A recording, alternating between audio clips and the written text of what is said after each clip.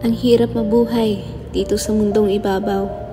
Maganda man o hindi, may napupuna sa bawat galaw. Ang gusto ko lang naman, mabuhay ng malaya, na gawin ang mga bagay-bagay na walang nagdidikta. Pero paano ko gagawin ang mga sarili kong plano? Kung ang naririnig ko ay puro dapat ganito, pwede naman po sigurong kahit minsan sabihin nyo, ngayon, anong plano mo? Andito lang ako kung kailangan mo ng tulong ko. Sa totoo lang, hindi na ako makapag-isip ng tama kasi ang utak ko inyong pinipiga. Sa tingin nyo ba, hindi ko iniisip ang aking mga ginagawa?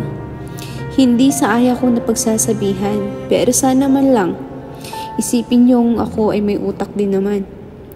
Okay lang na ako pagsabihan, huwag lang sanang diktahan. Kung gusto mong gawin ko ang mga gusto mo, go! Basta gagawin mo rin ang mga bagay na gusto ko. Kung wala ka nang magawa sa buhay mo, bakit kaya hindi mo muna ayusin ito?